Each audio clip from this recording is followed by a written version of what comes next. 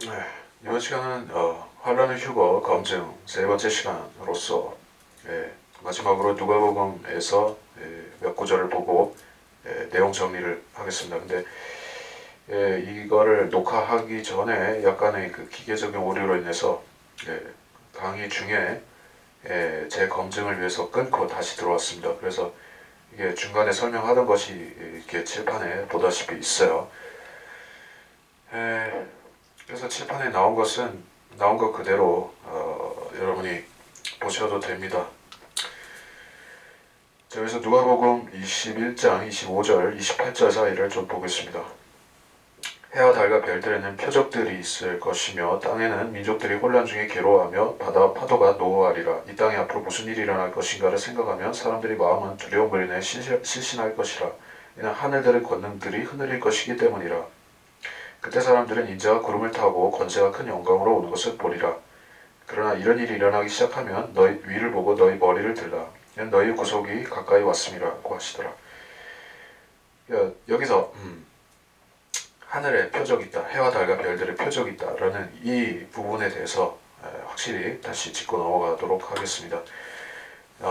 요에서에도 나오고 또 계시록에도 나오고 또 올리브산 설교에도 반복해서 나오는 것이지만은 자, 이 해와 달과 별에 일어나는 표적들은 그 하나님께서 친히 일으키시는 표적들로 보는 것이 더 타당을 할 것입니다. 그 전에는 14만 4천이라든지 두 증인이 7년의 기간 중에 쭉 사역을 하고 그들이 전체가 다 죽어서 또 셋째 하늘로 가게 되면 휴거받아서 가게 되면 그때는 이제 하나님께서 직접 이걸 하시는 것이요. 그래서 우리가 계시록 6장에 보게 되면 이렇습니다. 다섯째 봉인을 여실 때 죽은 자들이 있고 나타나고 그 여섯째 봉인을 떼실 때 그때 이 사건이 일어납니다. 해가 머리털로 짠 천같이 검어지고 달은 피처럼 되었다. 그리고 하늘의 별들도 떨어진다. 자, 이 환란 끝에 있을 사건을 성도들의 죽음이 이제 끝나는 것과 상관지어서 말씀한 것이에요. 다시 말해서 소위 환란 성도들이다 하는 존재들은 그 사람들이 이제 다 죽고 휴거가 되는 것입니다. 그 사람들이 죽고 휴거가 되면 그때가 되면 이제 영원한 복음이 전파가 되어야 되는 시기가 오는 것이요. 영원한 복음은 계시록 14장에 나오는 것입니다. 두 증인이 있고 14만 4천이 있어요. 그리고 하나님 자신이 복음을 전파하게끔 천사를 보내 위탁하셔서 천사에게 하게 하시는 경우가 있어요. 그 두 증인은 예언을 하고 14만 4천은 복음을 전합니다. 그리고 하나님께서는 이 둘이 없을 때 영원한 복음을 전파하게 천사를 임명하십니다.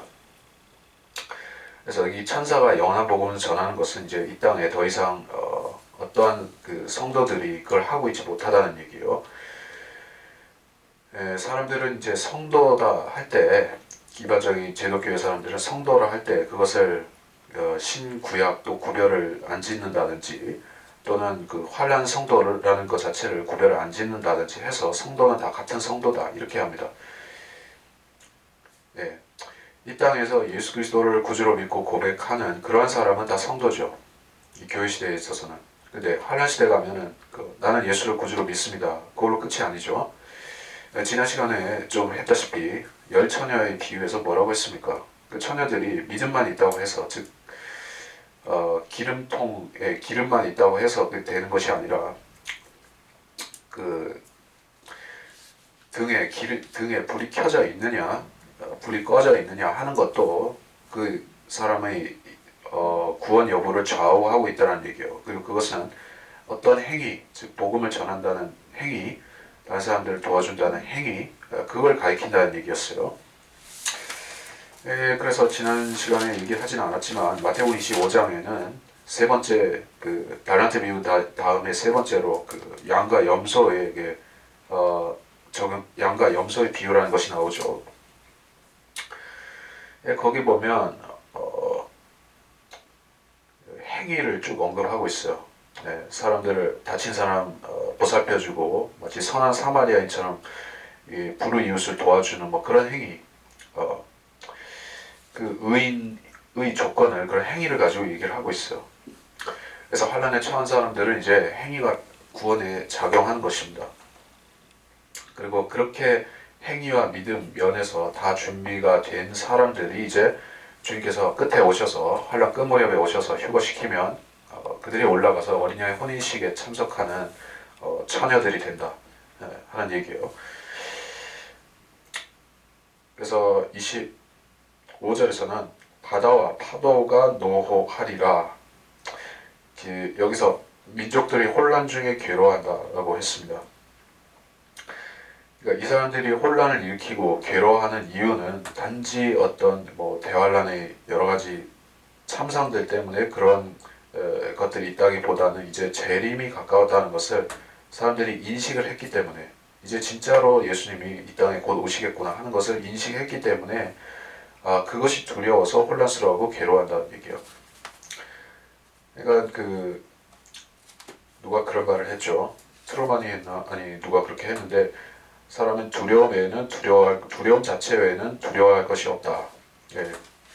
그렇게 얘기한 사람은 대단히 멍청한 사람이란 얘기예요. 왜 그렇게 얘기를 하냐?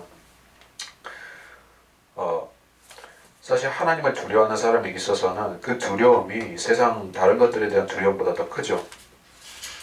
네, 그러니까 두려움도 종류를 나눠야 된다는 얘기예요. 세상을 두려워하는 두려움, 어떤 상황에 대한 두려움, 그리고 하나님 자체를 두려워하는 두려움은 다른 것인데, 물론 그 세상 사람들이 말하는 두려워한다는 것은 세상을 말하는 것입니다. 근데 세상을 두려워하는 것은 패망을 부르게 되어 있어요.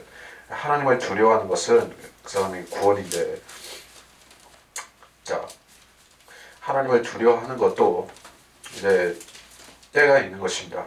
지금 두려워하지 않고 살다가 주님께서 이제 징조들을 보여주시고 환란 끝에 가서 그런 징조들이 나타날 때 그제서야 두려워하는 사람들이 있는데, 이 사람들이 이미 구원에서 탈락을 한 사람들인 것이요. 이 사람들이 느끼는 두려움은 이제 인자이신 주님께서 내려오셔서 자기들을 지옥에 던지시는 그것이 두려운 것이에요.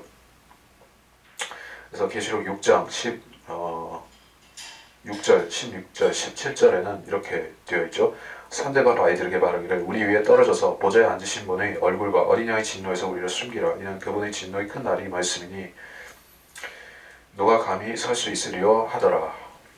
자, 환란 성도들이 부활할 때 주님께서 오셔서 그들을 데려가시고 그 전에, 그 사건이 있기 전에 하늘에는 징조들이 나타나서 온 세상 사람들이 이제 엄청난 일이 일어난다라고 생각하고 막 두려워 떠는 것이에요. 이제 주님께서 막 그 흰말 타고 내려오셔서 자기들을 치신다고 생각하고 두려워하는데 그게 아니라 구름을 타고 오셔서 성도들만 데려가시는 것이요. 환란 성도들만, 그리고 두 증인만 데려가시는 것입니다. 그래서 앞으로 무슨 일이 일어날 것인가? 무슨 일이 일어나겠습니까? 아마겟돈 전쟁이 있을 것이고, 그리고 지상 재림이 있겠죠. 그런 일에 대해서 사람들이 이제 본격적으로 생각을 하게 된다는 것입니다. 이 7년의 대부분의 기간들을 사람들은 무감각하게 지나 보낼 것이요. 에이 설마라고 생각하면서 적그리스도가 나타나서 횡포를 부리고 멸망에 가져간 것을 예루살렘 성전의 지성소에 세우고 또 유대인들을 잡아먹고 이런 엄청난 짓을 벌이고 있는 와중에도 사람들은 그래도 재림은 좀 남았어. 또 심지어 설마 주님이 다시 오실까 이렇게 생각하지만, 이제는 두 증인도 14만 4천 넘었음에도 하나님께서는 여전히 역사하고 계신다는 것을 알게 되면 그때 두려워하는 것이요. 27절, 그때 사람들은 인자가 구름을 타고 권세와 큰 영광으로 오는 것을 보리라. 제가 구름과 흰 말의 차이점을 잊어버리지 말라고 제가 강조를 해서 얘기를 하죠. 흰 말은 개선 장군이 타는 말입니다. 역사적으로 항상 이 개선 장군들은 다 흰 말을 탔습니다. 그게 하나의 전통으로 되어 있어요. 월계관을 쓰고 흰 말을 타는 것이 전통입니다. 그리고 장군이 타는 말은 특별한 품종의 그런 비싼 말을 타지 이 일반 병졸들이 타는 그런 말이 아닙니다. 그래서 여기서 말은 주님께서 이제 이게 전쟁에 나오셨다는 뜻에서 흰 말이에요. 근데 구름을 타고 오신다는 것은 흰 말을 타고 오시는 것과는 다르죠. 자, 구름이라는 것은 이것은 이 그룹들과 보좌들과 관계가 되는 것입니다. 주님께서 재림하실 때 흰 말을 타고 오시는데 그 전에 구름을 타고 오실 때는 그룹들과 보좌들을 거느리고 오시는 것이요.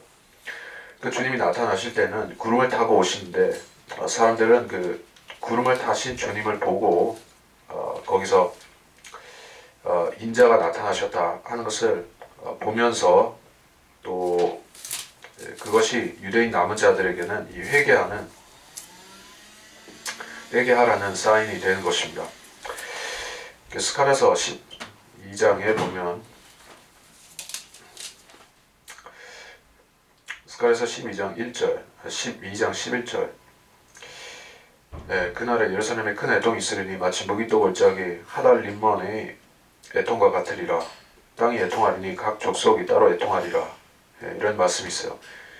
이 족속들, 이 지파들, 이 족속들은 전부 유대인들입니다. 그리고 이들이 회개하는 이유는 인자가 구름에 나타났기 때문에, 구름을 타고 나타났기 때문에 이제 회개하는 것이에요. 유대인들이 회개하고 유대인의 남은 자들이 이제 주님 앞에 다시 돌아와야지 이제 재림이 준비가 되는 것입니다. 주님께서는 그냥 돌아오시는 것이 아니라 자신을 환영할 그런 유대인 남은 자들을 준비시켜야 되는 것입니다. 주님께서 예루살렘 성에 승리의 입성을 하셨을 때 초림 당시에 그때 거기서는 주님을 보고 종려나무 가지를 들고 나와서 수많은 유대인의 군중들이 다윗의 아들 메시아를 찬양하고 환영했었던 것이요. 그 사람들이 예수 그리스도를 환영하지 않았는데도 예수님께서 들어오실 수 있었을까요? 주님께서 그렇게 들어오신 것은 앞으로 재림 때 환영을 받으면서 입성하시는 그것의 예표인 것입니다. 그래서 유대인들이 배교한 상태에서 회심하지 않은 상태에도 주님은 내려오실 수가 없다는 것이에요. 여러분이 보시면 사람이 한날 한시에 마음을 바꿔 먹을 수도 있고 그리고 그 예루살렘에서 있었던 초대교회의 첫 번째 부흥회에서 보더라도 하루아침에 수많은 사람들이 회개를 하고 성도가 되죠. 자, 그런 일이 일어나지만 이제 재림을 위해서는 더 특별한 준비가 필요하다는 얘기인 것입니다. 적그리스도가 나타나서 유대인들의 마음을 메시아에게서 거짓 그리스도인 자기에게로 돌려놓기 때문에 유대인들이 정결하게 되고 깨끗하게 되기까지는 이제 주님께서 그들을 준비시키는 기간이 있어야 되는 것입니다. 그리고 그 전에 먼저 환난 성도들은 다 데리고 가시는 것이에요. 그래서 인자가 구름을 타고 권세가 큰 영광으로 오는 것을 본다라고 했을 때 주님께서는 그 지상 재림의 하나의 그림자를 보여주시는 것입니다. 주님께서 가지신 영예와 큰 영광과 권세를, 그 권세라는 것은 주님께서 다윗의 보좌 안에서 통치하실 그 영광과 권세를 말하는 것이죠. 그걸 보았을 때 사람들은 이제 부지불식간에 저분이 이 땅을 통치하실 왕으로 오시는 그분이다 하는 것을 너나 할 것이다 알게 되는 상황이죠. 그래서 그러한 예수님의 영광을 본 사람들은 이제 두려워 떨었습니다. 성도들도 차이가 없습니다. 악인들만이 떠는 것이 아니에요. 그 계시록 1장 14절로 16절의 말씀. 그의 머리와 머리털은 눈처럼 휘어서 양모처럼 하얗고 그의 눈은 불꽃 같더라. 그의 발은 용광로에 달군 듯한 빛나는 녹 같고 음성과 많은 물소리와도 같으며 그의 오른손에서 7별을 가졌고 또 입에서는 날카로운 양날 가진 칼이 나오며 용모는 그 해가 그 맹렬한 기세로 비치는 것 같더라. 자, 이 상황은 무엇입니까? 주님께서 셋째 하늘로 이제 사도 요한을 불러 올리셨죠. 공간적으로도 그럴 뿐만 아니라 시간적으로도 거기로 올라갔죠. 올라갔더니 이제 예수님께서 자비로운 대제사장의 모습으로 온화한 모습으로 이렇게 계신 것이 아니라 아주 두려운 그 장군의 모습, 전사의 모습을 가지고 이렇게 계신 것을 딱 마주친 것이에요. 깜짝 놀랄 수밖에 없죠. 예. 그 순간에 물론 사도 요한도 알았을 것입니다. 아, 재림하신 예수님의 모습을 내가 보는구나. 얼마나 두렵고 떨리는 것이요. 그래서 17절에서 죽은 것처럼 엎드려졌다는 말씀이 나오는 것입니다. 이게 이 주님의 재림과 그 영광을 보는 사람들이 보이는 반응과 유사하게 되는 것이죠. 근데 주님께서는 그러한 자신이 영광스럽게 나타나시는 재림의 장면을 예표적으로 먼저 보여주신다는 얘기예요. 누구한테? 사람들한테, 유대인들한테 보여주셔서 구름을 타고 오시면서 그걸 보여주심으로 인해 이제 사람들이 그 하나님의 마지막 그 구원의 간청, 이제 영원한 복음에 대해서 순종하게끔 하시는 것입니다. 믿음은 보는 것이 아니지만 보는 것을 통해서 믿는 사람들도 있습니다. 보이는 것은 믿음이 아닙니다. 그러나 보는 것을 통해서 하나님께서 믿으라고 촉구하실 경우에는 정말 믿어야 됩니다. 그런 사람들이 유대인들이고 또 대환란에 처한 사람들이기도 한 것이죠. 그래서 보이는 것도 믿지 않으면 그때는 하나님께서 그 사람들을 지옥에 던지시는 것이요. 주님께서 영광스러운 모습으로 나타나시는 장면을 보았을 때 사람들은 얼마나 두렵고 떨리고 기절을 하겠습니까? 근데 이거는 전주복이고 진짜로 흰말 타고 내려오실 때는 사정없이 그냥 심판을 하시는 것이요. 근데 사람들한테 예고편을 보여줌으로써 이제 영원한 복음에 순종하고 구원을 받으라고 촉구하시는 것입니다. 우리 그리스도인들한테는 주님께서 자신의 그 어떤 친히 영광스러운 재림의 모습을 우리한테 아직 안 보여주셨죠. 사도 요한이 두려워 떨고 무서워했던 것은 우리한테도 마찬가지인 것이요. 그나마 우리는 조금 나은 것이 영광스러운 새 몸을 가지고 휴거가 되기 때문에 그렇게 되면 우리가 두려움은 좀 덜 할 수 있을 것이요. 근데 지금의 우리가 육신을 가진 이런 상태에서 그냥 직대면에서 예수님을 봐버린다면은 그것도 재림하신 예수님의 두려운 불꽃 같은 모습을 보면 기절을 한다는 얘기죠. 근데 대환란에 처한 사람들은 실제로 그런 경험을 하게 될 것이에요. 인자가 구름을 타고 권세와 큰 영광을 오는 것을 보리라. 와서 아주 뭐 공개적으로다가 그 목자림 당한 유대인들과 환란 성도들과 또 두 증인을 데리고 가시니까 놀라 자빠질 수밖에 없다. 그래서 계시록 11장을 11장을 보고 지나가겠습니다. 계시록 11장 7절로부터 또 그들이 자기들의 증거를 끝마칠 즈음에 끝없이 깊은 구렁에서 올라오는 짐승이 그들과 전쟁을 하여 그들을 이기고 또 죽이더라. 그리하여 그들의 죽은 몸들이 큰 도성의 길거리에 놓이니 그곳을 영적으로는 소돔과 이집트라 불리며 우리 주께서 십자가에 못 박히신 곳이라. 또 백성들과 족속들과 언어들과 민족들 중에서 온 사람들이 그들의 죽은 몸들을 사흘 반 동안 구경하며 그 죽은 몸들을 무덤에 장사하는 것을 허락하지 아니하리라. 땅에 사는 자들은 그들로 인해 즐거워하고 또 기뻐하며 서로 선물을 보내리니 이는 이 두 선지자가 땅에 사는 자들을 괴롭게 하였기 때문이라. 사흘 반 후에 하나님께로부터 얻은 그 생명의 영이 그들에게 들어가니 그들이 자기 발로 서더라. 그러자 그들을 바라보던 자들에게 큰 두려움이 임하더라. 12절에 그들이 하늘로부터 나는 큰 음성을 들었는데 그들에게 말하기를 이리 올라오라 하므로 그들이 구름을 타고 하늘로 올라가니 그들의 원수들이 그들을 바라보더라. 또 같은 시간에 큰 지진이 일어나서 도성의 10분의 1이 무너지니 그 지진으로 죽은 사람들이 7,000명이었더라. 남은 자들은 무서워하며 하늘의 하나님께 영광을 돌리더라.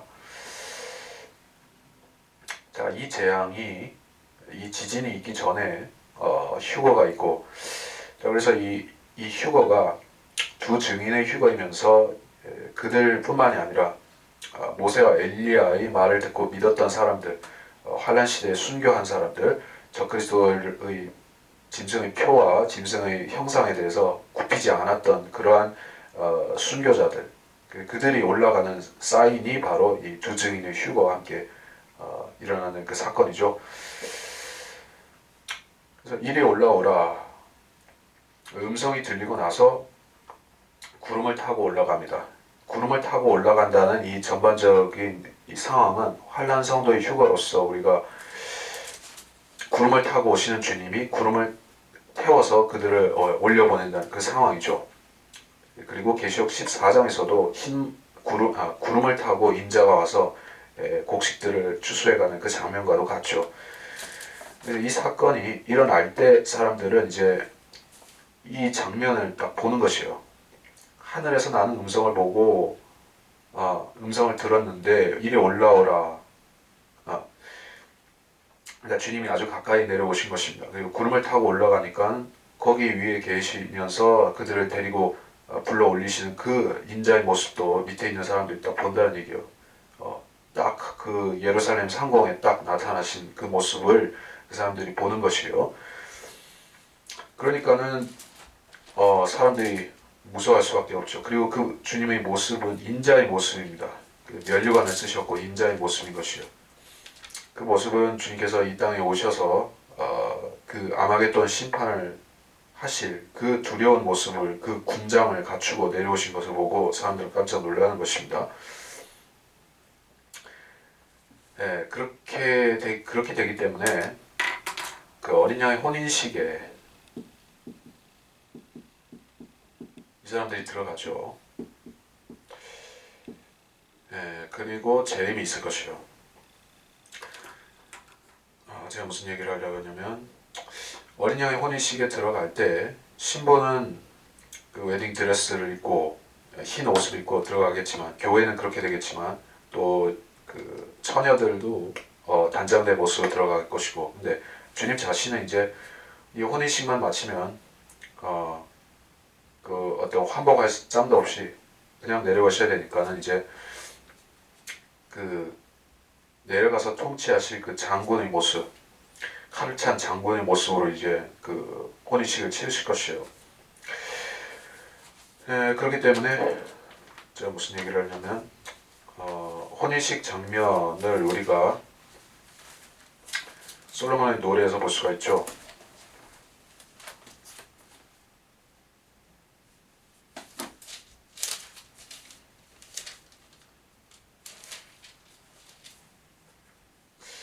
솔로몬의 노래에 보면 솔로몬의 노래 6장 10절 아침처럼 비추고 달처럼 고우며 해처럼 맑고 깃발들은 든 군대처럼 위엄이 있는 여자는 누구인가? 교회죠. 교회인데 이 교회가 이제 그 흰옷을 입고 혼인식에 들어가는데, 혼인식에 들어가기 전에 이제 그 칼차고 무장하고 깃발들을 들고 그런 모습으로 이제 혼인식을 치른다는 얘기죠. 이제 이 혼인식이 어린 양의 혼인식인데 이걸 치르고 이제 바로 내려와야 되는 것입니다. 두 군대를 솔로몬의 6장 13절에서 말씀하고 있고, 그래서 내려오는 자는 신부와 그녀를 이끄는 신랑인데 그 둘은 사실상 한 몸이 되기 때문에 서로 그 모습이 일치하는 것입니다. 그리고 솔로몬의 노래 3장 6절부터 그 뒤에 쭉 보면 연기 기둥과도 같이 몰약과 유향과 상인들의 모든 향료로 향례를 내며 광야에서 오는 이가 누구인가? 그의 침상을 보라. 그것은 솔로몬의 것이로다. 이스라엘의 용사 중에서 60명의 용사가 그것을 호위하였는데 그들은 모두 칼을 잡으며 전쟁에 능숙한 사람들이라. 각자가 그 밤의 두려움으로 인해 넓적다리에 칼을 찼도다. 자, 이 병거인데 침상이라고도 되어 있어요. 그러니까 이게 좀 거대한 병거죠. 그러니까 주님의 그 이동식 그 보좌 같은 것이요. 주님께서 광야에서 오신다고 했기 때문에 이것은 재림의 장면을 가리킬 수도 있고 아니면은 환란 후 휴거 때 오시는 장면일 수도 있어요. 근데 주님께서 칼을 차신 모습으로 이렇게 오시는 것입니다. 광야에서 오시고, 그리고 그 혼인식 날에 씌워준 왕관이로다. 11절에서는 오 너희 시온의 딸들아 나가서 왕관을 쓴 솔로몬 왕을 보라. 그의 어머니가 그의 혼인식 날 그의 마음의 기쁨의 날에 그에게 씌워준 왕관이로다. 주님께서 왕관을 쓰셨습니다. 계시록 14장 14절 거기에서도 주님께서 면류관을 쓰셨죠. 그러한 모습으로 오셔서 칼을 찬 이제 이 군대를 무찌르기 위한 준비를 하고 오셔가지고 이제 세상을 확 덮칠 줄 알았더니 성도들만 쏙 빼서 환란 성도들 데리고 가시는 것이요. 그래서 28절 누가복음 본문으로 돌아와서 28절 그러나 이런 일이 일어나기 시작하면 위를 보고 너희 머리를 들라 너희 구속이 가까이 왔음이라고 하시더라. 너희 머리를 들라. 이게 산들을 보라. 예, 산들을 보라. 산들의 구원이 있다는 그 구약의 구절 있죠. 그리고 산들로부터 구원이 오지 않는다는 말씀도 있어요. 근데 머리를 들라 하는 것은 자, 물리적으로 예수님이 이제 위에 오셨으니까는 머리를 들고 보라는 얘기예요. 예, 볼 수 있다는 얘기입니다. 27절 같은 장면을 그때 있는 사람들은 이제 고개를 들면 볼 수 있는 상황, 인자가 나타나는 모습을 볼 수 있는 상황, 특별히 유대인들에게 하시는 말씀이죠. 머리를 들라는 것은 유대인들에게 하시는 말씀이에요. 너희 구속이 가까이 왔습니다. 이스라엘의 민족적인 구원, 그들의 민족적인 구속, 새 언약, 그 뉴 카비넌트, 하나님과 새 언약 체결할 그 때가 이제 왔다. 이스라엘이 구원받을 때가 왔기 때문에 이제 그들 남은 자들이 이제 머리를 들어야 된다는 것입니다. 근데 이런 일이 일어나기 시작하면이라고 했어요. 표적이 있고 백성들이 혼란에 빠지고 바다 파도가 노하고 이런 것을 보면 그때 하라고 했습니다. 자, 표적들은 이방인들을 위해서 주신 것이 아니에요.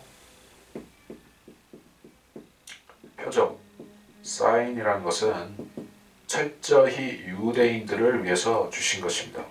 유대인들의 표적을 가지고 주님께서 오신다, 이제 내려오신다, 그걸 아는 사람들이 유대인들이. 이방인들은 뭐 표적을 연구할 수도 있고 노스트라다무스나 뭐 그런 아류 선지자인지 짝퉁 예언자들이 그렇게 하듯이 뭐 별자리 가지고 얘기를 할 수도 있어요. 그래 할 수도 있지만은 다 틀립니다. 노스트라다무스도 여기 맞추면 이렇게 되고 저렇게 되고, 코에 걸면 코걸이, 귀에 걸면 귀걸이, 그런 것들밖에 없죠. 확실한 얘기가 하나도 없어요. 근데 유대인들이 진짜 표적을 받은 사람들로서 그들한테 임하는 표적은 진짜들입니다. 그러니까 그들에게 임하는 표적들 중에 진짜가 있다, 이렇게 보는 게 맞죠.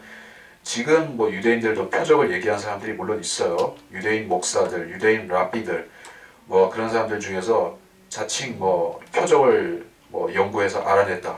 주님께서 몇 년도에 오신다. 몇 년도 몇 월에 오신다.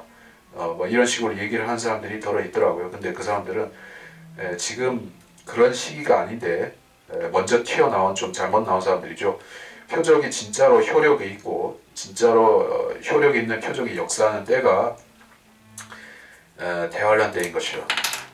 특별히 여기서는 대환란 끝에 있을 표적을 말씀하고 있는 것입니다. 그래서 여기서 너희라고 했을 때 이 사람들은 표적을 보고 깨달아서 이제 주님 오신다 이렇게 대비하는 사람들, 10처녀 중에 현명한 5처녀 같은 사람들, 또 그 유대인들, 그들이요. 그래서 이 사람들은 표적을 보고서 이제 휴거가 가깝다 하는 것을 비로소 깨달아 안 것입니다.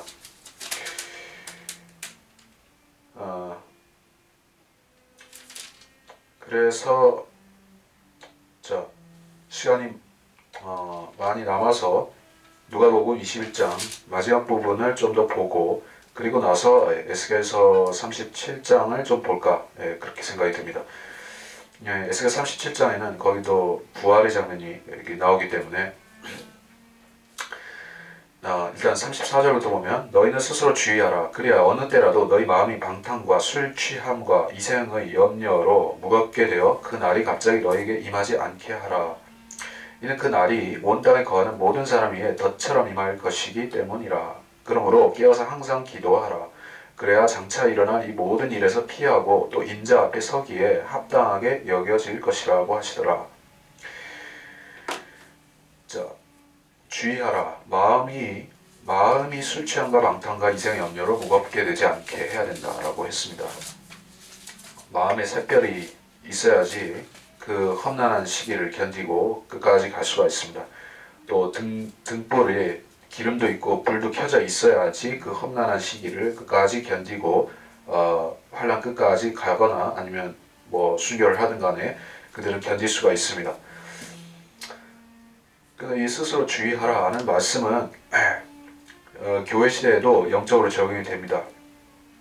그 날이 갑자기 임한다고 하는 의미가 우리에게 있어서는 휴거의 날이 될 수가 있죠. 왜냐하면 이것은 예고 없이 닥치게 되기 때문이에요. 교회는 어떤 표적을 가지고 휴거의 날이 가깝다 이렇게 분별하는 그 받은 적이 없습니다. 우리한테 있어서는 직접적인 표적이 없어요. 사실 누가복음을 포함해서 이 마가복음, 마태복음에 나오는 이 올리브산 설교에서 우리한테 직접 작용하는 표적들은 아니에요. 다 간접적입니다. 누가복음 21장 여기 21장 9절, 10절, 11절 이런 데를 보면 그러나 너희가 전쟁과 소요에 관하여 들을지라도 두려워하지 말라. 이런 일이 반드시 일어나겠지만 당장 끝은 아니니라 것이니라. 또 그들에게 말씀하시기를 민족이 민족을 대적하고 나라가 나라를 대적하여 일어나리라. 큰 지진이 여러 곳에 있을 것이며 기근과 역병과 무서운 광경과 큰 표적들이 하늘로부터 있으리라. 전쟁과 소요, 전쟁의 소문, 민족을 대적하고 나라가 나라를 대적하고.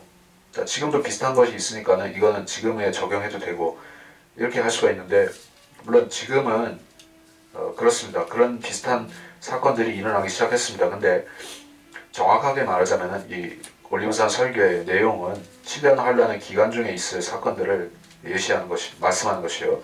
지금 있을 사건들이 아니라 7년 환란이 시작되면 그때부터 있을 일들을 말씀한 거예요.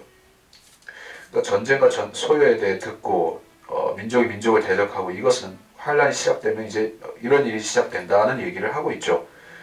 그러니까 지금 비슷한 일이 있다고 해서 이 구절과 연관지어서 이제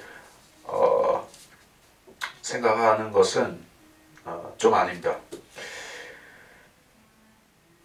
자, 그래서 그 날이 35절에서 그 날이 온 땅에 거하는 모든 사람 위에 덫처럼 임할 것이기 때문이라. 여기선 덫처럼 임한다고 했고 또 도둑처럼 오신다라는 게 마태복음 24장에 나오죠. 마태복음 24장 43절 그러나 이것을 알라. 만일 그 집주인이 도둑이 어느 시간에 올 것인지 알았더라면 그가 깨어있어 자기 집을 뚫는 것을 허락하지 아니했으리라. 갑자기 온다. 덫처럼 온다.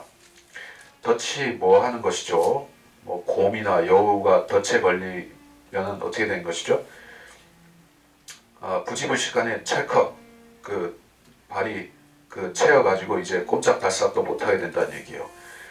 이제 올라가고 싶어도 올라갈 수가 없는 다섯 처녀가 어리석은 다섯 처녀가 울며 불며 제발 열어주소서라고 해도 안 열리듯이 또 그 노아의 방주가 이제 문이 닫혀서 이제 밖에서 아무리 두들겨도 열 수가 없는 상태가 되듯이 이제 기회가 끝났다는 뜻이죠.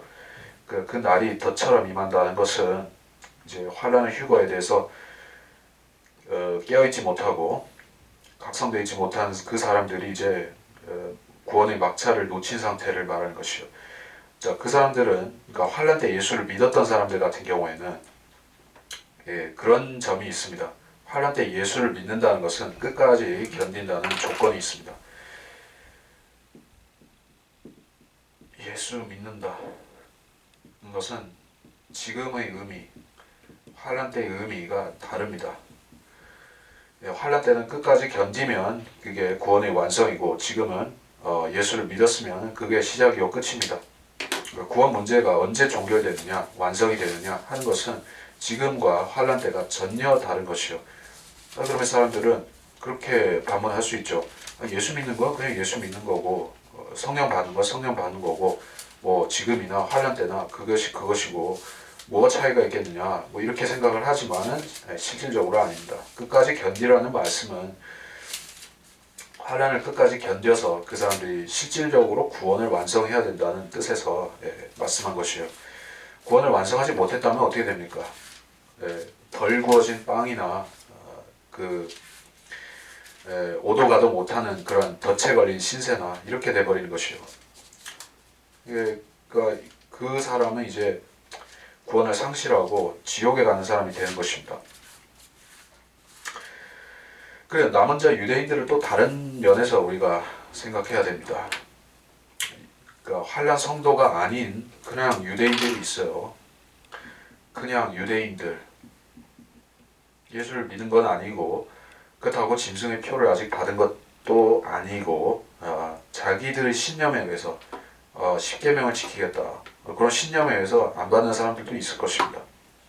지금도 유대인들은 십계명을 지키듯이 그대로 지킨다는 얘기예요. 근데 예수를 믿고 십계명도 지키는 사람들은 끝까지 견뎌야 되고, 그냥 유대인들은 나는 적그리스도를 받아들일 수 없어, 그를 이스라엘 왕으로 인정할 수 없어, 그렇게 거부하는 사람들이 있을 것입니다. 그런 사람들이 이제 유대인들의 남은 자들로서 스가랴서 12장에서 그 사람들이 이제 이 사건, 환란의 휴거가 일어날 그 시점에 이 사람들이 이제 비로소 예수님이 누군지를 아는 사람들이죠. 근데 환란이 시작하고 나서 예수를 믿기 시작한 사람들은, 그 사람들은 열처녀 같은 사람들은 이미 믿고 있는 사람들이죠.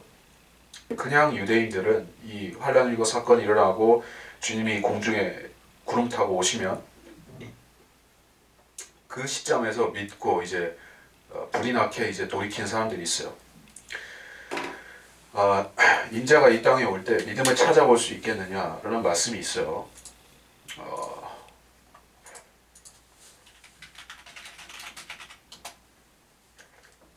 누가복음 18장 8절, 자 거기를 가보겠습니다.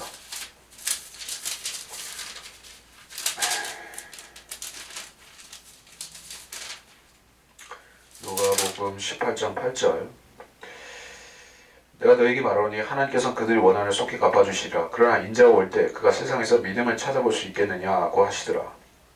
자, 이 말씀을 하시기 전에 있었던 비유가 불의한 재판관의 비유가 있었죠. 과부가 자꾸 귀찮게 하니까 싫은데 억지로 이렇게 청을 들어주는 재판관 얘기가 나왔습니다. 원한을 갚아주시는 것은 이제 환란 끝에 이제 오시는 것과 휴거시키는 것과 관련이 된다, 이렇게 보면 되죠. 또는 지상 재림의 의미도 될 수가 있지만, 그래서 원한을 갚아주시는 것은 이제 환란 성도들의 계시록 6장에서 복수해달라, 그거를 성취시켜주는 것과 같은 얘기죠. 그래서 그런 맥락에서, 환란 끝의 맥락에서 이 말씀이 나왔습니다. 그가 세상에서 믿음을 찾아볼 수 있겠느냐. 믿음 자체가 없다. 자, 믿음은 몇 가지가 있을 수가 있어요. 자기 믿음이 있을 수가 있어요. 아니면은 예수님이 주신 받은 믿음이 있을 수가 있습니다. 자기 믿음은 분량이 나뉠 수가 있어요. 근데 받은 믿음, 즉 그 예수 믿고 하늘나라 가는 그 믿음은 그냥 받은 믿음 그 자체입니다. 자기 믿음은 믿음이 적다, 믿음이 많다, 그렇게 말할 수가 있는 것이죠. 하여튼 자기 믿음이든 아니면은 예수 믿는 그 받은, 선물로 받은 그 믿음이든, 여기서 믿음이 없다고 했을 때 결국에는 믿음이 없다는 얘기예요. 이것도 없고 저것도 없는 것입니다. 그러면 그 사람들은 어떤 사람들이에요? 성령이 없는 사람들이고 아직 예수를 믿지 않은 사람들을 말하는 것입니다. 그래서 인자가 올 때 믿음을 찾아볼 수 없다라고 하는 이유가 있습니다. 잠깐만, 제가 누가복음 어디를 봤었죠? 누가복음 21장을 아니다, 누가복음 18장을 얘기를 하다가 다시 넘어왔는데, 하여튼 인자가 이 땅에 올 때 믿음을 찾아볼 수 있겠느냐, 찾아볼 수 없다, 찾아볼 수 있겠느냐, 찾아볼 수 없다, 그러한 의미가 될 것이요. 그러면 그 14만 4천 제일 믿음 좋은 그 첫 열매 되는 사람들은 이미 환란 중간쯤에 이미 다 모가지가 잘려서 올라갔고, 이제 두 증인도 죽었고, 그 나머지 환란 때 신실한 사람들 유대인들도 다 죽었고, 그럼 이제 남은 사람들은 이제 다 죽은 사람 빼고 별로 없죠. 산 사람들은 고작해야 그 현명한 5처녀, 이 현명한 5처녀는 사실은 좀 실수를 한 사람들이고 졸았던 사람들인데, 그나마 좀 뭘 했으니까 올라간, 행위가 있었으니까 올라가는 정도이고, 진짜 믿음이 있는 사람들이 없다, 이 얘기예요. 믿음이 있는 사람이 없다. 그게 환란 끝에 환란 휴거 직전에 있을 상황입니다. 지금에 적용되지는 않아요. 지금은 믿음이 있는 사람들을 오셔서 주님께서 데려가시는 것이죠. 환란 전 휴거라는 것은 그럴 수밖에 없어요. 그러니까 제가 말하는 믿음 두 가지라고 했죠. 자기 믿음, 어떤 행함과 연결된 그런 자기 믿음, 그리고 선물로서 받은 공짜로 받은 그 예수 믿고 구원받는 그 믿음 다르다고 했죠. 그러니까 보통 이 지금의 구원받은 크리스찬들은 필수적으로 요거는 필수 불가결로 갖고 있어요. 이거 없으면 지옥 가는 거예요. 자기 믿음은 있는 사람도 있고 없는 사람도 있고 조금 있는 사람도 있고 많은 사람도 있습니다. 그 사람이 하나님의 계명대로 명령대로 열심히 구령하고 복음도 전하고 그렇게 열심히 부지런하게 하면은 그 사람 믿음이 좋은 사람이고 허랑방탕하게 질투하게 게으르게 살면은 자기 믿음 없는 사람이에요. 소위 말해서 형식적인 크리스찬, 육신적인 크리스찬 그렇게 되는 사람이죠. 이건 있지만 이게 없는 사람 그러면은 그 사람은 하늘나라는 가지만 그리스도의 심판석에서 팔이 날리는 사람이 돼버린 것이죠. 그러니까 필수 그리고 필수가 아닌 그 선택사양 그게 있다는 얘기요. 요거는 필수고 이건 옵션이다. 뭐 사실 옵션이라고 하면 약간 어폐가 있습니다만은 이거는 없어도 사실 하늘나라는 갈 수 있는 것이요. 그런데 지금은 그렇게 되지만은 예수 믿는 것과 행위가 같이 있어야지만은 구원을 받는 사람들은 대환란에 처한 사람들이에요. 자, 이건 어떻습니까? 처음에 예수 믿기 시작했을 때 이걸 열심히 레벨업 하는 사람들이 자기 믿음 레벨업 하는 사람들이 쭉 있다가 믿다가 어느 정도 가면은 이게 점점 둔감해지면서 첫 사랑, 첫 열정이라는 것이 없어져 버리는 사람들이 대다수죠. 그러다가 또 중간에 이래서는 안 되겠다 하고 자백을 하고 회개를 하고 다시 이거를 레벨업 하는 사람들이 그게 믿음의 경주죠. 이거는 지금 우리가 상을 받기 위한 즉 그리스도의 심판석에서 공로를 인정받기 위한 그런 부분이죠. 근데 여기 이 사람들은 이제 그게 없으면 이제 지옥 가는 것이에요. 왜? 행위로 인해서 구원이 좌우가 되는 대환란 때이기 때문에. 자, 그래서 뭐 제가 지금 뭘 얘기하다 했냐면은 21장 35절 얘기하다가 그리고 36절을 설명을 마치고 이제 에스겔서를 가야겠죠. 36절을 좀 보겠습니다. 그러므로 깨어서 항상 기도하라. 그래야 장차 일어날 이 모든 일에서 피하고 또 인자 앞에 서기에 합당하게 여겨질 것이라. 자, 이게 무슨 일입니까? 장차 일어날 이 모든 일에서 피한다. 환란 자체를 겪지 않는다는 얘기인가요? 아니면은 이 일에서 보호를 받는다는 것일까요? 그러니까 이 모든 일이 그 어리석은 다섯 처녀와 같이 구원의 막차를 타지 못하고 놓쳐버리는 그 사태, 그거를 피하지 못한다. 그 차이로 얘기를 하셨다고 볼 수 있겠죠. 그러니까 여기서 말씀하는 깨어서 항상 기도하라 하는 것은 그 열처녀의 비유에서와 같은 맥락입니다. 다섯 처녀는 결국에 깨어서 그거 하지는 못했죠. 마지막에는 졸았습니다. 그런데 그들은 아마 현명한 다섯 처녀는 깨어서 항상 기도하는 사람들이었을 것이요. 그러한 유대인들이었을 것입니다. 그러다가 막판에 좀 삐끗했습니다. 근데 그래도 그렇게 항상 했기 때문에 인자 앞에 설 수가 있는 것이요. 인자라는 것은 그리스도께서 사람의 모양, 육신의 모양으로 나타나시는 다시 말해서 지상재림과 관련된 그 주님을 말하는 것입니다. 인자 앞에 선다는 것은 이미 교회 시대를 훌쩍 뛰어넘어서 환란 끝으로 가는 것이요. 인자 앞에 선 사람들이 이제 혼인식에 참석하기 위해서 들려 올라가는 그 다섯 처녀 같은 사람들, 그 사람들인 것입니다. 그래서 누가복음 이제 마치고 이제 에스겔서로 가겠습니다.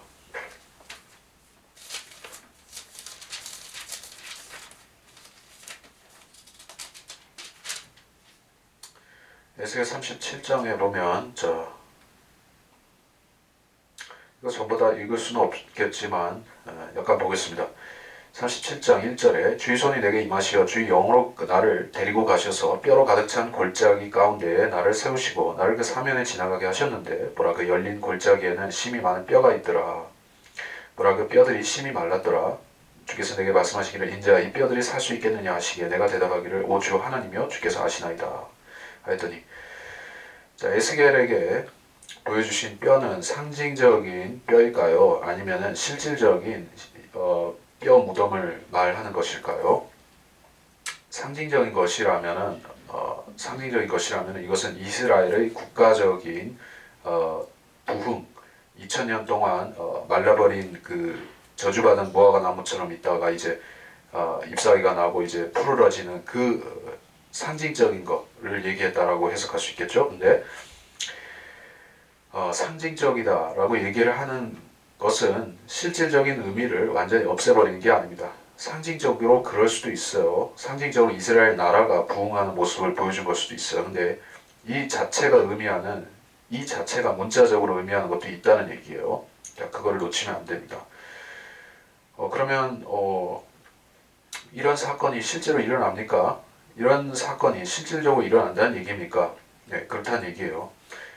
그러니까 이런 시체들이 사람이 되고 뼈다귀들이 이제 다시 사람으로 합쳐지고 사람이 되어서 생기를 얻고 다시 일어나고 자 이거는 부활의 장면을 보여주는 것이요. 근데 이거는 우리의 부활의 사건은 아닙니다. 자 그리스도인들은 이렇게 부활하지는 않아요. 그리스도인들은 눈 깜짝할 순간에 싹 그 변화가 되는 것입니다. 그 부활과 관련된 신약 구절을 좀 보자면은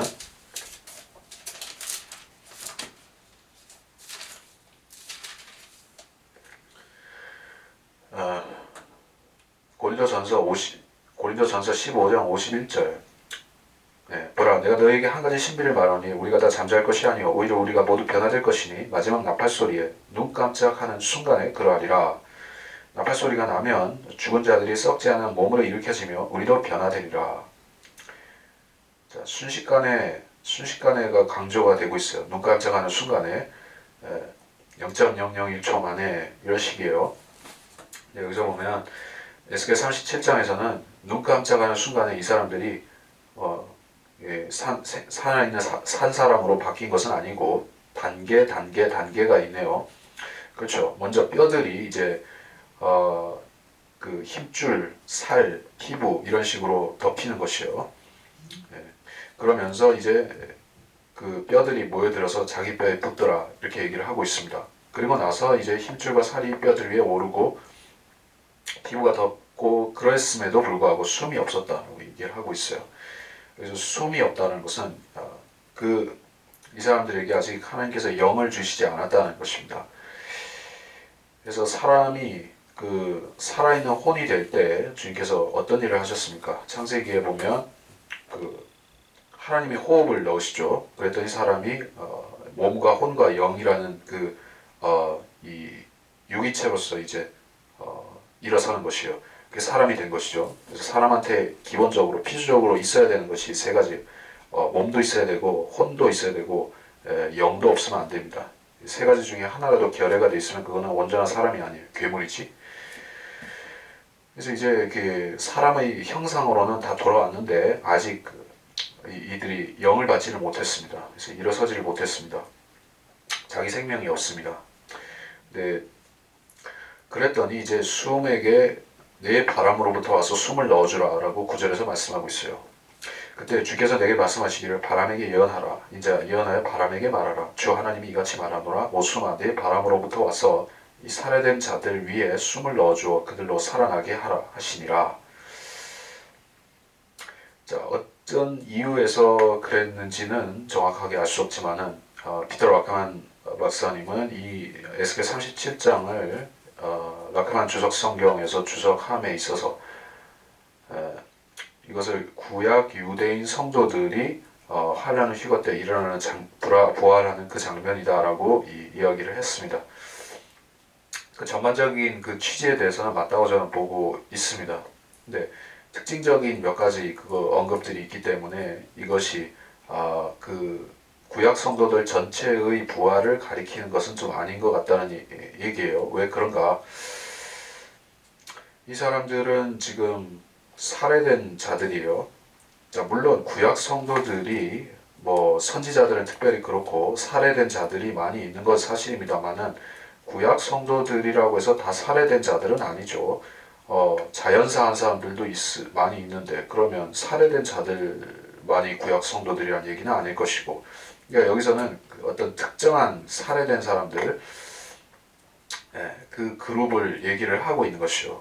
그리고 여기서 또 한 가지는 10절에서 그러나 내가 주께서 내게 명령하신 대로 예언하였더니 수음이 그들 속으로 들어갔고 그들이 살아나 그들의 발로 서니 심히 큰 군대더라. 군대라고 했습니다. 군대에는 뭐 요새는 뭐 여자도 징집을 하고 뭐 상황이 급하면은 뭐 여자도 전투병으로 할 수가 있지만은 보통 전통적으로 말할 때 군대라고 하는 것은 전투병이라고 하는 것은 남자들이 하는 것이죠. 아마조네스 뭐 그런 식으로 여자들이 하는 것은 극히 예외적인 것이고, 그러니까 이 사람들은 어떤 통상적인 의미로 보자면은 그 군대에 나갈 수 있는 그런 남자 장정들인 것이죠. 그들이 이렇게 그 거대한 군대를 형성하고 있다. 죽어있던 그들이 살아나서 군대를 형성했다. 뭔가 어떤 그 특정한 사건입니다. 그러니까 전반적인 환란 구약 성도들이 다 이 사람들이 아니라, 그래서 11절을 보자면은 그때 주께서 내게 말씀하시니라 인자 이 뼈들은 이스라엘에 온 집이라 보라 그들이 말하기를 우리의 뼈들은 말랐고 우리의 소망은 사라졌으며 우리의 부부는 완전히 끊어졌도다 하느니라. 이스라엘에 온 집이라 했습니다. 그러니까 이 사람들은 이스라엘의 온 집을 대표하는 대표자들 같은 사람들이요. 오늘날로 말하자면은 장로나 혹은 그렇죠. 제일 적합한 게 나시린 같은 사람들, 선별된 사람들, 대표자급인 사람들, 그 대표 선수, 대표 주자 같은 사람들, 그런 사람들이요. 제일 훌륭한 사람들이요. 제일 빼어난 사람들이요. 그런 사람들인데 다 죽어버린 것이요. 어디가 연상이 됩니까? 환란 때 유대인들이 엄청나게 죽이면 당하는 그 장면하고 오버랩이 되죠. 그래서 이 사람들은 제가 가장 그 사실에 근접한 설명은 이렇습니다. 이 사람들은 제가 봤을 때는 14만 4천을 가리킨다라고 보는 것이 맞겠습니다. 14만 4천이 에스겔 37장이다. 우리가 그 계시록에 보게 되면 14만 4천의 등장 그리고 14만 4천이 하늘의 시온산에 가서 있는 거 그 두 장면이 계시록 7장 그리고 14장에 나오지만은 그 중간에 그들이 어떻게 죽었는지 어떻게 죽어서 어떻게 지금 하늘에 간 건지 그거는 나와 있질 않아요. 근데 추리할 수 있는 것은 이 사람들은 환란 성도들이기 때문에 목이 잘려서 죽었으리라는 것을 알 수가 있죠. 그 14만 4천의 사람들이 그 유대인 남자들이 동정들이 사역을 하다가 이제 다 죽을 것입니다. 다 죽고 그 사람들이 이 골짜기에 버려져 있는 것이요. 뼈가 돼가지고. 그래서 뭐 이거 앞뒤 설명을 다 하자면 복잡하니까 14만 4천이 언제 다 그 죽임 당하는가 하는 것을 제가 생각하는 그것은 성경에 한 때와 두 때와 반 때가 있습니다.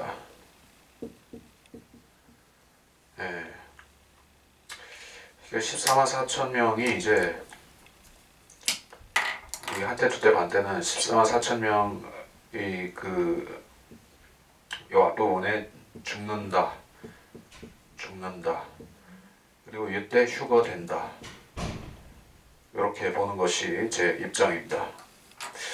그 첫 열매들에 속한 사람들, 첫 열매들인 사람들이 바로 14만 4천이에요. 그래서 이 사람들은 제일 먼저 다 죽습니다. 그리고 마지막에 가면 두 증인도 죽고 환란성도 나머지도 다 죽어요.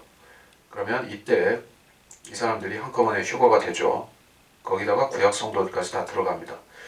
그럼 결국에 이 사람들이 14만 4천이라면 이 사람들이 구약성도라는 얘기인데, 그렇죠? 라카나 목사님은 14만 4천을 구약성도라고 하지는 않았고 여기에 본문 37장에서만 그렇게 얘기를 했습니다. 근데 거기에 대해서 더 디테일한 설명을 가지고 왜 이 사람들이 구약 성도들인가에 대해서는 설명은 없었어요. 단지 11절에서 이 사람들은 이스라엘 온 집이라고 했기 때문에 이스라엘 사람들이다. 그런 맥락에서만 얘기를 한 것입니다.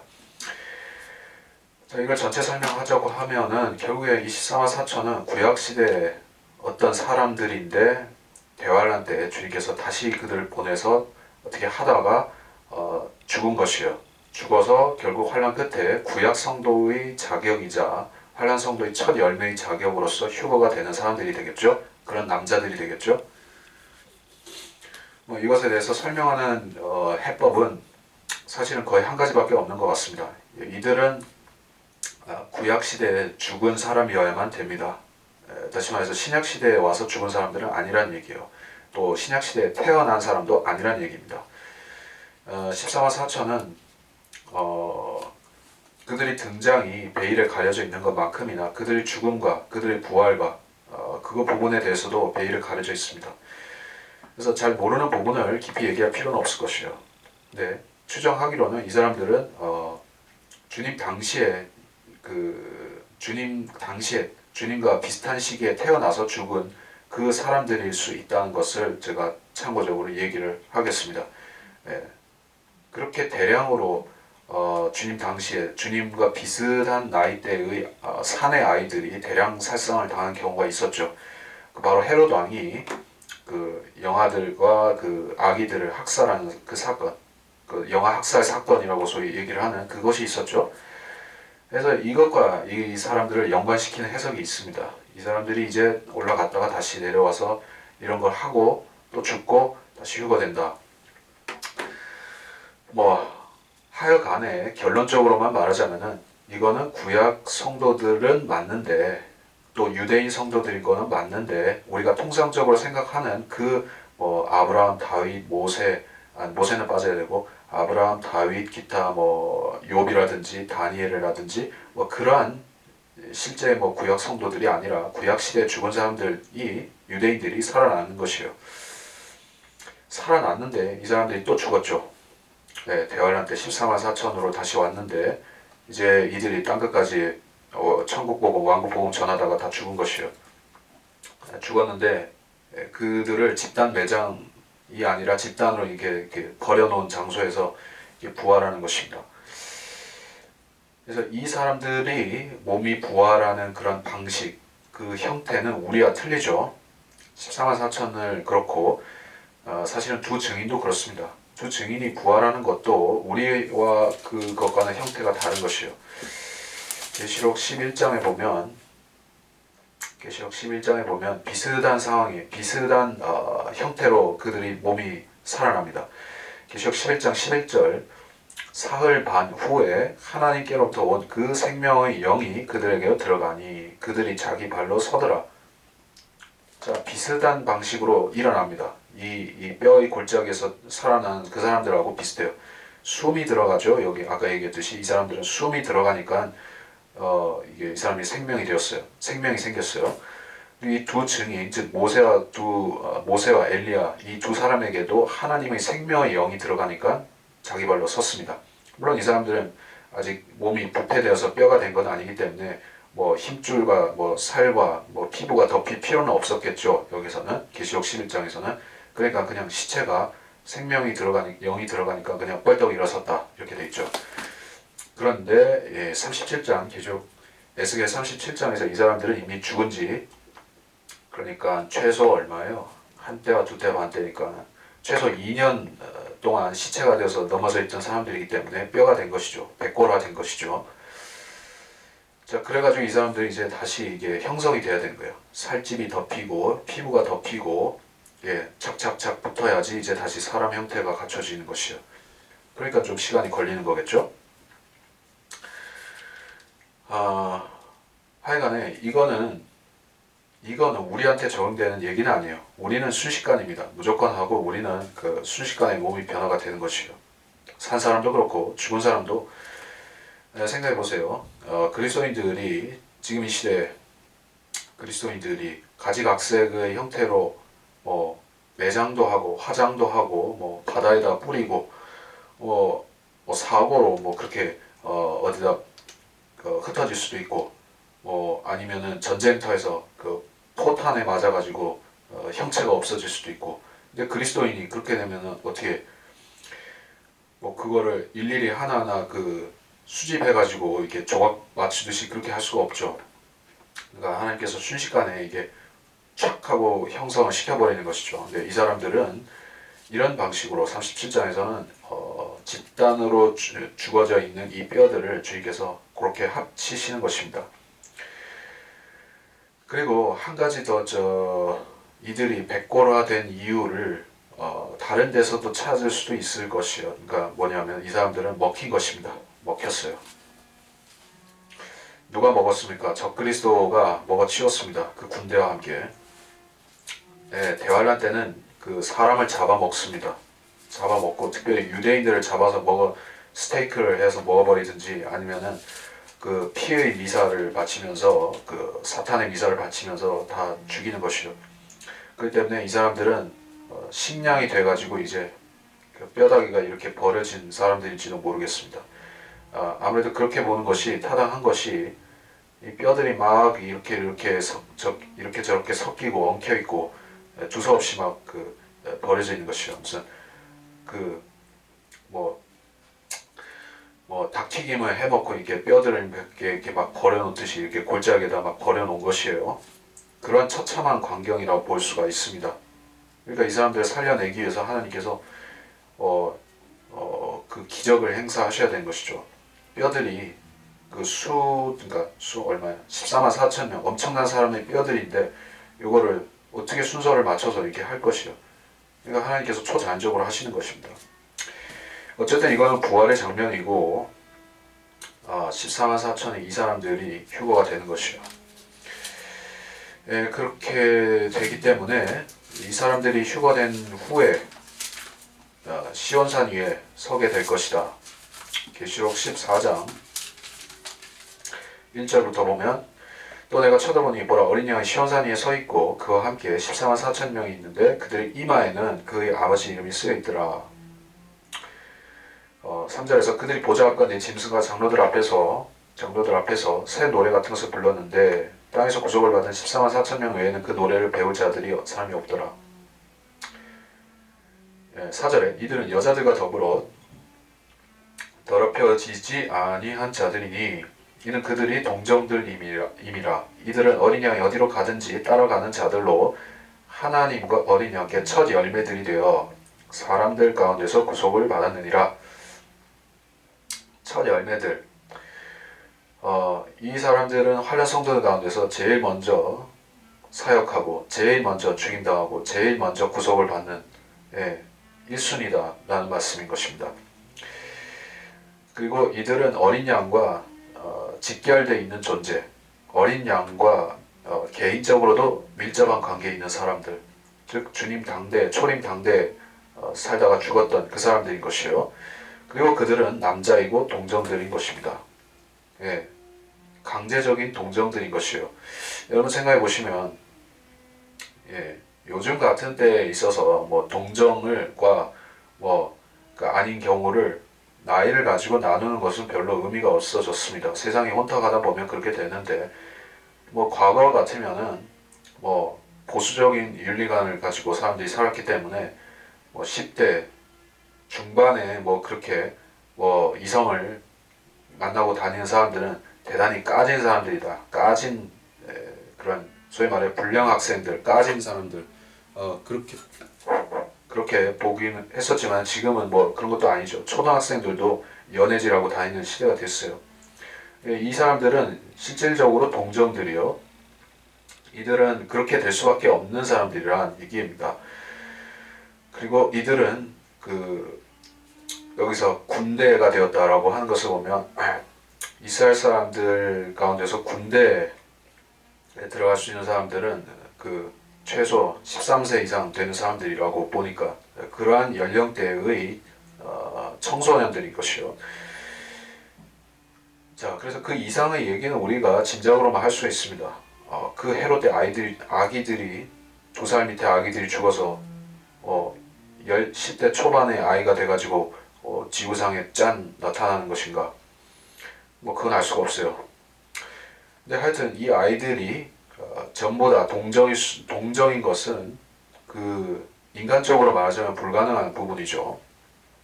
근데 하나님께서 그러한 사람들을 특별히 기적적으로 하나님께서 보존하고 예비해 두셨다면 말이 되는 것입니다. 그래서 이 아이들은 그런 아이들이고 그러한 결국엔 장정들입니다. 그래서 11절을 하다 말았는데 그들이 말하기 우리 뼈들은 말랐고 우리의 소망은 사라졌으며 우리의 부부는 완전히 끊어졌도다. 그래서 그들이 말하기를 우리의 뼈들이 말랐다. 우리의 소망은 사라졌다. 우리의 부부는 끊어졌다. 그래서 이 죽은 사람들이 어떻게 우리 뼈들은 말랐고 소망이 사라졌고 이렇게 얘기하느냐라고 생각하니까 이거 상징적으로 이스라엘이 나라가 이렇게 아주 피폐해졌다. 지금 뭐 나라 없이 흩어져서 1900년 동안 살았던 그거다. 이렇게 얘기를 하는데 자세히 보시죠. 이 뼈들은 이스라엘의 온 집이라고 했습니다. 이들이 그 온 집이라고 할 때는 뭐가 되겠습니까? 이스라엘이란 나라는 지파들로 12지파들로 구성된 나라입니다. 그래서 이스라엘의 온 집이라는 것이 성립되기 위해서는 지파들이 12개 다 있어야 돼요. 그러니까 이 사람들은 12지파에 속한 사람들이지 유다 지파나 어떤 소수 지파의 어떤 사람들이 여기에 있는 것이 아니라 전체에 해당한다는 그 말씀인 것입니다. 그래서 이들은 계시록 7장에서 12지파가 12,000명씩 144,000 4천명이 되는 그 사람들 있죠. 그러니까 온 집이라는 것은 그렇게 적용이 된다는 얘기예요. 그리고 그들이 말하기를 우리 뼈들은 말랐고 소망은 사라졌다. 죽었다는 얘기요. 죽었고 우리는 이제 끝장났습니다. 이렇게 생각하고 말하고 있다는 것입니다. 이들이 혼이 그렇게 얘기를 한다고 해도 틀린 얘기는 아니죠. 그 사람들은 지하에 내려가서 그 복수를 청원하는 모습을 보면 우리가 알 수 있어요. 계시록 6장 10절 그들이 큰 음성으로 울부짖으며 말하기를 오 걸어가시고 참되신 주여 땅에 살고 있는 그들을 심판하시어 우리의 피를 갚아주실 날이 얼마나 남았나이까. 이 사람들은 소망이 없는 사람들입니다. 왜냐하면 목 잘려 죽었고 그들이 살은 먹혀버렸고 이제 시체는 이제 버려졌고 뼈들이 되어버렸고 이제 하나님께 우리의 남은 것은 무엇입니까? 이렇게 한탄하는 사람들이요. 그 사람들이 이제 환란 때 죽은 그 14만 4천이요 첫 열매들이 그 사람들이요. 12절에 보면 그러므로 그들에게 예언하여 말하라. 주 하나님 이같이 말하노라. 보라 내가 온 내 백성아 내가 너희 무덤들을 열어서 너희로 너희 무덤들에서 나오게 하여 너희를 이스라엘 땅으로 데려오리라. 자 12절에서 우리가 뭘 짐작할 수가 있죠? 이 사람들은 이스라엘 땅에서 죽은 것이 아니라 이방 땅에서 죽었어요. 이들이 죽은 이 골짜기 뼈로 가득 찬 골짜기는 이스라엘이 아니라 그 바깥에 있는 어딘가입니다. 그래서 여기서 이방 땅에서 죽었다는 것을 볼 때 이들은 특별한 구약 성도들이고 특별한 유대인 성도들이고 그 일반적인 구약 성도들이 유대인 성도들이 아닌 것입니다. 유대인 성도들이 유대 땅에서 죽었을 텐데 왜 이들은 이스라엘 땅으로 와야 되냐 말이요. 데려와야 되냐 말이요. 그 바깥에서 죽었기 때문에 이 사람들은 그 대환란 때 이 온 세상에 흩어져 가지고 복음 전하다가 잡혀 죽고 그 여기에 던져지는 이 이방 땅의 집단으로 던져지는 이 사람들인 것이죠. 14만 4천이. 그래서 거기서부터 나와서 너희를 이스라엘 땅으로 데려오리라 라고 말씀을 하셨습니다. 이스라엘 땅에 오는 그때는 바로 재림이죠. 이 사람들이 재림 때 이 땅에 와서 이 이스라엘 땅에서 살 것이다라는 얘기예요. 그러니까 구약 성도들은 부활해서 그러니까 14만 4천이라는 이 사람들을 말고도 구약 성도는 다 부활해서 천년왕국 때 이스라엘 땅에 와서 살 것입니다. 유대인들은 유대인의 땅에 살 것이요. 자 14절을 보고 마치겠습니다. 시간이 돼서 14절을 보고 마치면 내 영을 너희 안에 두리니 그리하면 너희가 살리라. 또 내가 너희를 너희 본토에 두리니 그때 너희는 나 주가 그것을 말하였고 수행한 줄 알리라. 내 영을 너희 안에 두리니 이 내 영을 둔다는 것은 그 영적 할례죠. 그리스도인의 영적 할례. 이것은 우리가 개인적으로 받지만 유대인들은 이제 주님이 오시면 집단적으로 구원을 받아서 영적 할례를 받는 것입니다. 그래서 성령을 받는다는 것인데 성령을 받고 너희가 거기서 살게 될 것이다. 구약 성도들도 그렇고 할례 성도들도 마찬가지예요. 성령을 받고 그들은 몸이 살아나서 성령을 받고 천년왕국 예루살렘과 이스라엘 땅에서 살게 된다는 얘기를 하고 있습니다. 자, 그래서 37장 자체에서 이들이 휴거된다는 말씀은 안 나오지만은 이들이 어떤 사람들인지에 대해서 우리가 앞뒤를 맞춰볼 때 충분히 미루어 짐작할 수 있는 것이요. 이들은 그냥 뭐 아무나의 성도가 아니라 그 하나님께서 그들을 쓰신 특별한 목적으로 쓰신 사람들이고 성경에서 찾아봤을 때 그들에게 가장 적합한 적용 대상은 14만 4천들입니다. 이 사람들은 전부 대환란의 첫 열매들이 된 사람들이고 전부 신실하게 사역하다가 그 적그리스도에게 잡혀 죽어서 환란 성도들과 함께 부활하는 그 성도들 유대인들입니다. 그래서 이번 시리즈를 여기서 마치게 되겠는데 환란 휴거에 대해서는 사실 더 많은 성경 구절들을 통해서 봐야만 되고 특별히 계시록에서 우리가 볼 것이 많이 있지만 제가 마지막으로 남길 말은 이 교리를 이해하는 것, 환란의 휴거라는 것에 대해서 이해하는 것은 뭐 그리스도인으로서 필수사항이다 얘기하지는 않습니다. 모를 수도 있고 잘 몰라도 상관이 없습니다. 우리가 확실하게 알아야 되는 교리는 그리스도의 환란전 공중 재림 휴거 거기에 대해서 우리가 확실히 알고 믿고 있으면은 그걸로 끝이에요. 여기에 대해서 아는 것은 플러스 알파 격으로 좀 더 아는 것이고 좀 더 깊이 아는 것인데 우리가 환란전 휴거와 환란의 휴거 그것이 다르다 하는 것을 인식하고 그걸 연구하기 시작하면 성경에 많은 그 미스테리로 남아있는 부분들이 14만 4천 명이라든지 환란 후 휴거 때 있을 여러 가지 상황이라든지 그것과 재림의 상황의 관계라든지 이런 것에 대해서 우리가 좀 더 체계적으로 알게 된다. 성경의 그 모호한 것들을 더 알 수 있게 된다. 그래서 공부를 하는 것이죠. 이것을 뭐 구원의 필수 요소라고 해서 알아야 될 필요는 전혀 없습니다. 휴거 자체도 그래요, 사실. 그리스도인들이 환란전 휴거에 대해서 그걸 알아야 되고 소망을 가지고 이러는 것은 우리가 그리스도인으로서 그 영적으로 깨어있고 주님 오실 때 합당한 모습으로 발견되려고 그렇게 하는 것이지 구원을 받자고 해서 우리가 깨어서 기다리자고 하는 것이 아니죠. 저는 뭐 인터넷에서 여러 가지 사람들을 보고 만나고 또 그 기독교인 가운데서 휴거를 이야기하는 사람들을 수없이 보고 했었습니다만 대부분의 사람들이 휴거가 있다는 것조차도 확신을 못할 뿐더러 휴거가 몇 번씩 있다는 것에 대해서는 까무러치는 사람들을 대부분 그런 사람들이 위주로 되어 있는 것이요. 한국의 기독교인들은 휴거의 교리에 대해서 너무나 심각한 무지의 그 상황에 있습니다. 그래서 그 사람들에게 그리스도께서 교회를 위해서 오신다는 사실을 확신시켜주는 것도 엄청난 이 공이 들어간 일이고 환란 후 휴거 얘기하는 거는 그걸 그나마 좀 셋업을 해놨으면 환란전 휴가를 셋업했으면 그나마 거기서부터 나아가는 일이죠. 그러니까 저는 지금 이 강의를 환란전 휴거의 교리조차도 확신을 못해서 긴가민가한 사람들에게는 얘기를 하지 않습니다. 그 사람들은 사도 바울의 고린도전서 15장이라든가 데살로니가 전서 4장이라든가 그런 말씀부터 공부를 해야 되는 사람들이고 그것이 확실하게 됐으면 이런 강의 내용을 가지고 좀 더 깊이 알아볼 수가 있습니다. 그래서 이번 강의는 시리즈는 여기서 마치도록 하겠습니다.